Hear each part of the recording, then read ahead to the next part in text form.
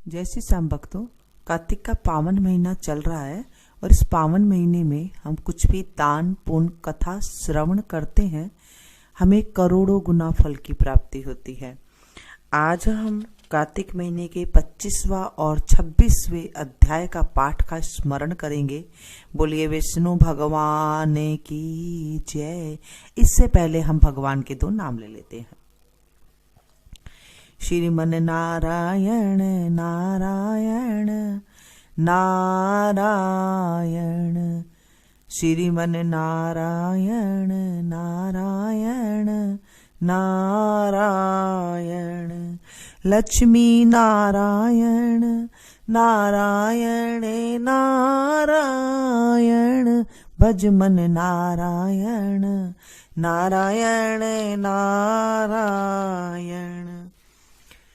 हमने सुना कि धर्मदत्त कलह की बात सुनकर और उसके पिछले कर्मों और उसकी वर्तमान अवस्था को देखकर बड़ा दुखी हुआ था और उसका दुख देखकर उसका चित्त भी पिघल गया था। फिर उसने दुखित भाव से कहा, तीर्थ व्रत और दान आदि के करने से समस्त पाप नष्ट हो जाते हैं, मगर प्रेत योनि में रहने वाले को इसका अधिकार नहीं है। परंतु तुम्हारे दुख को देखकर मैं अत्यंत दुखी हूं और तुम्हारा दुख दूर किए बिना मुझे संतोष नहीं होगा। तुम्हारे पाप बड़े भारी हैं, क्योंकि यह तीनों योनियां बहुत बड़े पाप करने वाले को ही प्राप्त होती है और प्रेत योनि तो थोड़े पुण्य से नष्ट भी नहीं हो सकती। लेकिन मैं तुम्हें इस योनि से अवश्य में छुड़ाऊंगा। इसलिए मैंने जो कार्तिक का व्रत किया है उसका आधा पुण्य तुम्हें देता हूं, क्योंकि यज्ञ दान तीर्थ यह सब निश्चय ही कार्तिक के व्रत के पुण्य के समान नहीं है। नारद जी ने कहा, हे राजन, इतना कहकर धर्मदत्त ने उसको ओम नमो भगवते वासुदेवाय यह 12 मंत्र सुनाया और तुलसी का जल उसके ऊपर छिड़का। बस फिर क्या था, क्षण भर में वह प्रेत योनि से छूटकर प्रज्वलित शिखा के समान दिव्य रूप धारण करके लक्ष्मी के समान सुंदर हो गई। तब वह धर्मदत्त को दंडवत प्रणाम करके प्रसन्नता से गदगद होकर बोली, हे ब्राह्मण, आपके आशीर्वाद से मैं इस घोर नरक से छूट गई हूं। मुझे पाप सागर से डूबती हुई के लिए आप नौका के समान हैं। नारद जी ने कहा, हे राजन, अभी कलह इस प्रकार कह रही थी कि वहां पर विष्णु गण एक देदीप्यमान विमान लेकर आए। विमान के द्वार पर अप्सराएं और गण बैठे हुए थे। धर्मदत्त ने उन सब को देखकर दंडवत प्रणाम किया। पुण्यशील और सुशील नामक भगवान विष्णु के गणों ने धर्मदत्त को अपने हाथों से ऊपर उठाकर उसका अभिनंदन करके उन्होंने कहा, हे द्विजश्रेष्ठ, आप धन्य हैं जो कि आप सदा भगवान विष्णु के व्रत कथा और सेवा में लगे रहते हैं। आप सर्वदा दीन दुखियों पर दया करते रहते हैं। आप में जो अपने बाल्य काल में पवित्र और शुभ कार्तिक व्रत किया था, आपने उसके आधे फल से कलह के पूर्व जन्म के एकत्रित पाप नष्ट कर दिए हैं। यही नहीं, आपकी कृपा से उसके सैकड़ों जन्म के पाप नष्ट हो गए हैं। आपके जागरण आदि के करने के पुण्य प्रभाव से आकाश मंडल से यह विमान आया है। हे ब्राह्मण, अब हम इसे भांति भांति के भोगों से युक्त वैकुंठ में ले जा रहे हैं। आपके दान पुण्य के प्रभाव से, कार्तिक व्रत या तुलसी पूजा के प्रभाव से यह अब भगवान विष्णु के निकट रहेगी। आप भी इस जन्म के पश्चात अपनी दोनों स्त्रियों सहित वैकुंठ लोकों में भगवान विष्णु के समीप रहेंगे और मुक्ति को प्राप्त करोगे। हे दया सागर, वह मनुष्य धन है और जन्म उन्हीं का फलीभूत है जिन्होंने कि तुम्हारी तरह भगवान विष्णु की भक्ति की है, क्योंकि भगवान विष्णु अपने भक्तों का भला क्या नहीं देते। वह सब कुछ देते हैं जिन्होंने प्राचीन काल में उत्तानपाद के पुत्र को ध्रुव स्थान में पहुंचाया, जिसके स्मरण मात्र से प्राणियों की सद्गति हो जाती है। प्राचीन काल में भगवान विष्णु केवल अपने नाम के स्मरण से ही ग्वाह द्वारा पकड़े हुए हाथी को हस्ती योनि से मुक्त करके जय नाम देकर अपना पार्षद बना लिया। तुमने उसी विष्णु की सेवा की है, इसी से तुम अपनी दोनों स्त्रियों सहित 1000 वर्ष तक विष्णु भगवान के समीप निवास करोगे। जब तुम्हारा पुण्य क्षीण हो जाएगा तब तुम पृथ्वी पर सूर्यवंश में अपनी दोनों स्त्रियों के साथ दशरथ के नाम से प्रसिद्ध राजा होगे, तथा यह कलहा तुम्हारे आधे पुण्य की भागीदारी होने के नाते तुम्हारी तीसरी भार्या होगी। भगवान विष्णु तुम्हारे पुत्र के रूप में तुम्हारे निकट रहेंगे और देवताओं का कार्य करेंगे। भगवान विष्णु को प्रसन्न करने वाले तुम्हारे कार्तिक व्रत से अधिक महत्वपूर्ण यहाँ दान तीर्थ आदि और कोई भी नहीं है। हे दया सागर, तुम धन्य हो, क्योंकि तुमने जगत गुरु भगवान विष्णु को प्रसन्न करने के लिए कार्तिक का व्रत किया है। जिसके आधे पुण्य के फल की भागीदारी इस कलहा को इस समय हम अपने साथ विष्णु लोक ले जा रहे हैं। बोलिए विष्णु भगवान की जय। और अब हम 26वें अध्याय का पाठ का स्मरण करेंगे। नारद जी ने कहा, देवगणों के ऐसे वचन सुनकर धर्मदत्त ने कहा, सब मनुष्य भगवान विष्णु की प्रसन्नता के लिए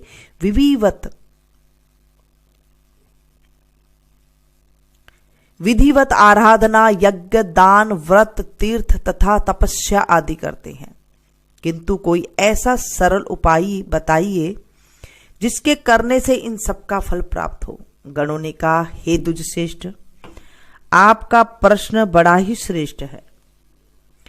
हम आपको भगवान विष्णु को शीघ्र प्रश्न करने का उपाय बताते हैं। हम इतिहास सहित प्राचीन वृत्तांत सुनाते हैं, सावधानी से सुनो। प्राचीन काल में कांचीपुर में चोल नामक चक्रवर्ती राजा राज्य करता था।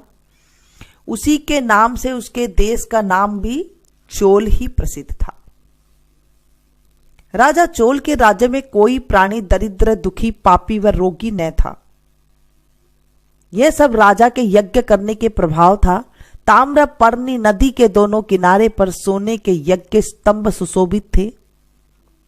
हे द्विजवर, एक दिन वह राजा भगवान विष्णु के पास गया।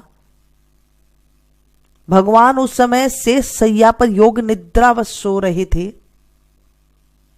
राजा ने उनकी मणियों, मोतियों और स्वर्ण के दिव्य फल फूलों द्वारा पूजा की और साष्टांग प्रणाम करके भगवान के चरणों के पास ही बैठ गया।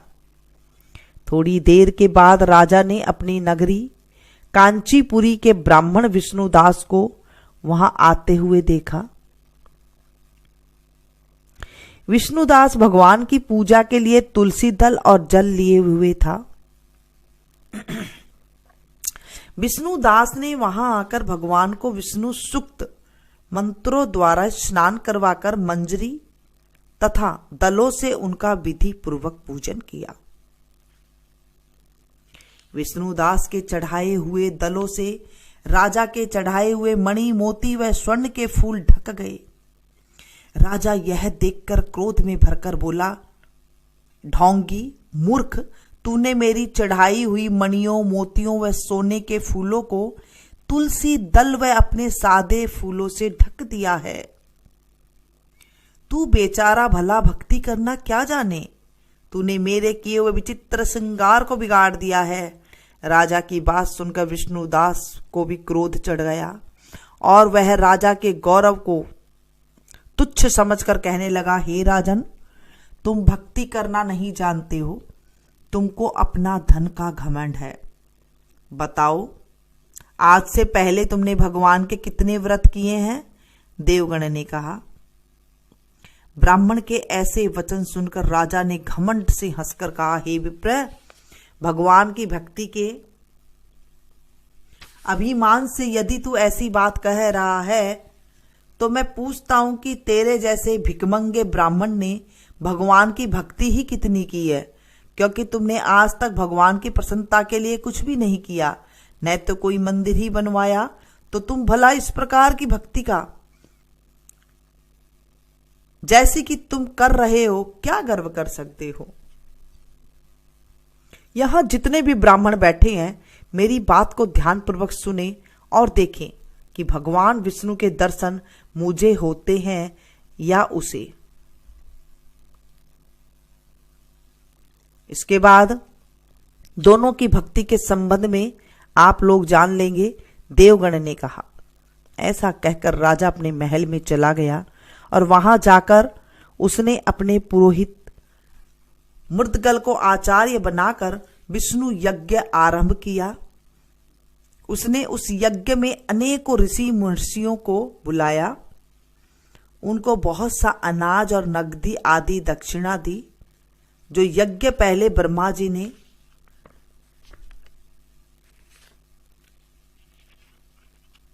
गया में किया था, वही यज्ञ राजा चोल ने भी अपनी नगरी चोल में किया। विष्णुदास भी अपने मंदिर में ही रहकर भगवान की प्रसन्नता के लिए व्रत करने लगा। उसने माघ तथा कार्तिक मास के व्रत किए, तुलसी के वन की और एकादशी को भगवान विष्णु के द्वादश अक्षर मंत्र का जाप किया। नमो भगवते वासुदेवाय, नमो भगवते वासुदेवाय, नमो भगवते वासुदेवाय। वह भगवान को प्रसन्नता करने के लिए गीत गाता रहा और नृत्य करता रहा, नित्य प्रति व्रत करता रहा, भूमि पर सोता रहा, हर समय भगवान विष्णु का स्मरण करता रहा और सब प्राणियों में समदृष्टि से भगवान को ही देखता रहा। उसने भगवान को प्रसन्न करने के लिए माघ तथा कार्तिक के व्रत भी किए और उन व्रतों के नियमों का पालन भी किया और उद्यापन भी किया। और इस प्रकार राजा चोल और विष्णुदास द्वारा दोनों को आराधना करते हुए बहुत दिन बीत गए। बोलिए विष्णु भगवान की जय। आज हमने 25वां और 26वें अध्याय का पाठ का स्मरण किया है।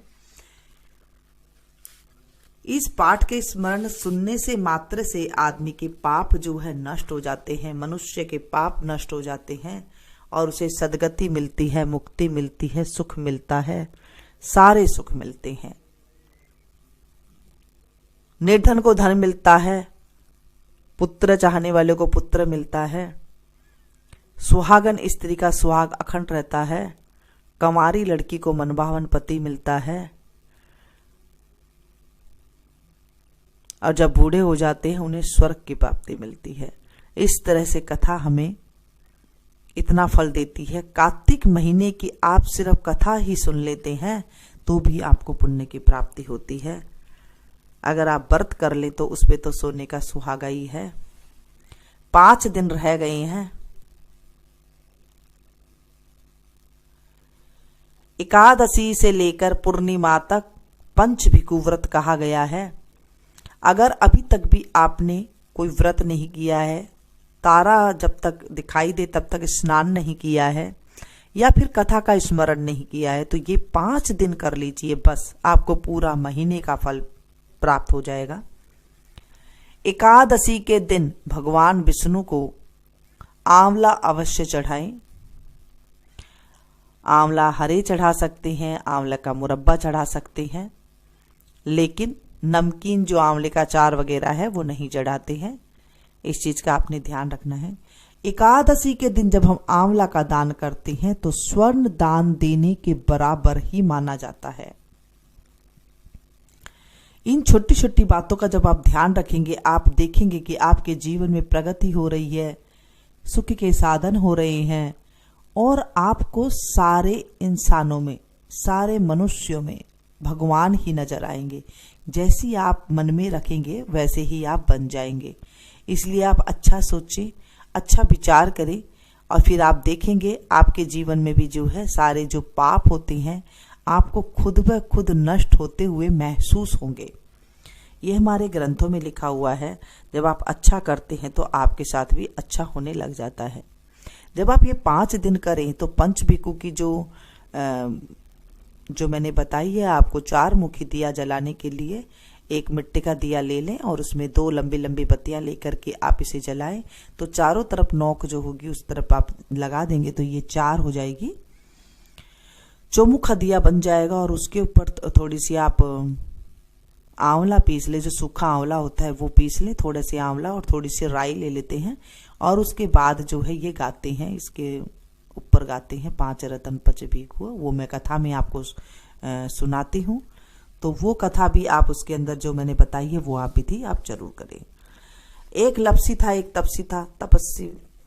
लपसी रोज भगवान के 1.25 सेर की लापसी बनाकर भगवान का भोग लगाकर टाली हिलाकर जीम लेता था। तपसी रोज तपस्या करता था। एक दिन दोनों जने लड़ने लग गए। लपसी बोला मैं बड़ा, तपसी बोला मैं बड़ा। इतने में नारद जी आए और पूछने लगे कि तुम क्यों लड़ रहे हो। तो लपसी बोला मैं बड़ा, तपसी बोला मैं बड़ा, क्योंकि मैं सारे दिन तपस्या करता हूं। नारद जी ने कहा ठीक है, मैं कल तुम्हारा फैसला कल करूंगा। दूसरे दिन लपसी तो अपनी 1.25 सेर की लापसी बनाकर भगवान का भोग लगाकर टाली हिलाकर जीम लिया।